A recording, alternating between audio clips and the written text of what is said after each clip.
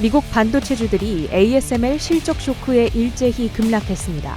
ASML은 3분기 예약량 급감으로 17% 급락했습니다. 애플은 3분기 아이폰 출하량이 기대치를 웃돌자 장중 사상 최고가를 기록합니다. 출근길 뉴스프레소입니다.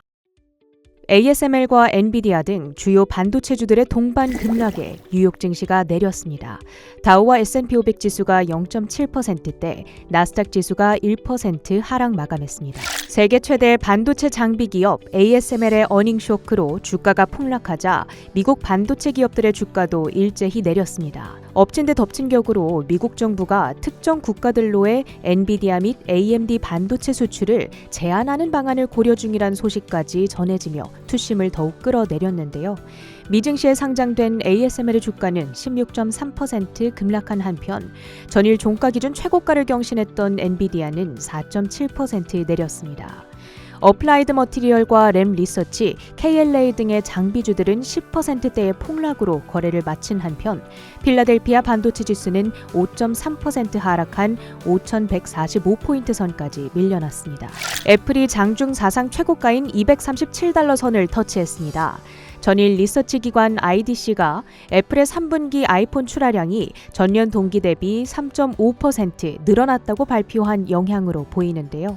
대수로는 5,600만 대, 기대됐던 5,000대를 훌쩍 웃돈 수치였습니다. 발표 이후 모건 스탠리와 번스타인, 에버코어 ISI 등의 월가 IB들은 애플에 대한 매수 등급을 재확인했습니다. 한편 현재 삼성전자가 전 세계 스마트폰 시장에서 점유율 1위를 차지하고 있는 가운데 삼성전자와의 점유율 격차를 단 1%포인트 이하로 줄인 점도 눈에 띕니다. 금리 인하와 뉴욕 증시 강세 덕분에 대형 은행들이 양호한 실적을 줄줄이 공개합니다. 간밤에는 골드만삭스와 뱅크 오브 아메리카, 시티그룹이 새롭게 실적을 공개한 가운데 이들의 성적표에는 한 가지 공통점이 발견됐는데요. 바로 트레이딩 및 투자은행 부문의 수익이 크게 늘었다는 점입니다. 골드만삭스의 경우 20%, 시티그룹은 31% 급증했는데요. 투자 은행 부문의 수익이 크게 늘어나면서 대출 부문의 순이익 감소를 상쇄해줬습니다. 은행들의 실적 호조에 경기 연착륙에 대한 기대감도 높아집니다.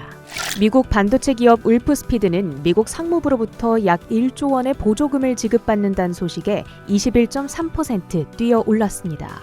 미국 최대 건강보험사 유나이티드 헬스그룹은 기대 이상의 실적에도 불구하고 8%대 급락했는데요. 의료비 지출 확대 여파로 2025 연간 가이던스를 하향 조정한 영향이었습니다. 해당 소식은 보험주 전반의 동반 급락세를 야기했습니다. 트럼프 전 대통령의 당선 기대감 속 이달 들어서만 86% 뛰어오른 트럼프 미디어, 장중 관세 정책 강화를 시사하는 발언이 전해진 뒤 약 1시간 후 의문의 급락세를 보였습니다. 거래가 일시 중단되는 해프닝 이후 주가는 10% 하락권에서 마감했습니다. 출근길 뉴스프레소 헤드라인입니다. 간밤 엔비디아는 장중 5% 넘게 하락했습니다. 필라델피아 반도체 지수 역시나 4%대 낙폭을 보이며 거래를 마쳤는데요. 아무래도 정부의 규제가 반도체주 전반의 투자 심리를 위축시킨 듯해 보였습니다.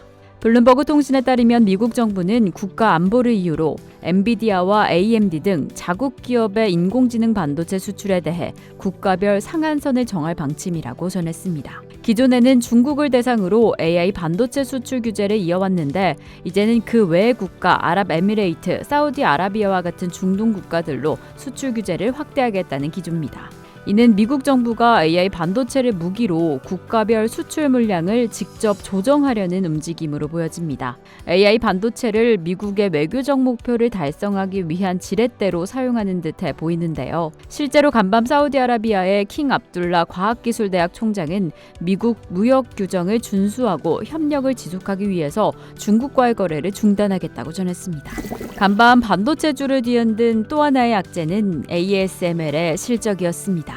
기술 유출로 당초 계획보다 하루 일찍 공개된 ASML은 시장의 기대치를 크게 미치지 못하는 실적을 공개했습니다.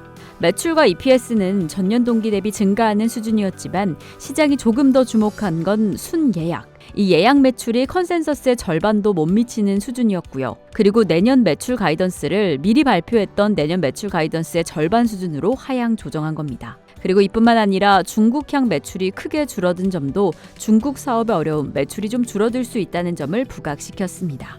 이에 ASML 측은 AI 분야에서 강력한 발전과 상승 잠재력이 지속적으로 확대되고 있지만 이 AI 시장 회복이 예상보다는 느리다라고 전했습니다. 이제 조금 더 자세한 부분은 현지 시간으로 16일 오후 3시에 함께 확인해 보겠습니다. 이어서 상품 시장입니다. 이스라엘이 이란의 정유시설 대신 군사시설을 타격하겠다고 예고하며 국제유가 장중 5% 이상 하락했습니다. 비트코인은 상승세 계속해서 이어가며 지난 8월 이후 최고가를 경신했고요. 금 그리고 은값은 미국 증시의 약세 그리고 달러의 약세까지 더해져 반등하고 있습니다. 이상으로 뉴스프레소 전해드렸습니다. 이 한 주 중에 피로감이 가장 높다는 수요일입니다. 오늘도 건강관리에 유의하셔서 무탈한 하루 보내실 수 있길 바라보겠습니다.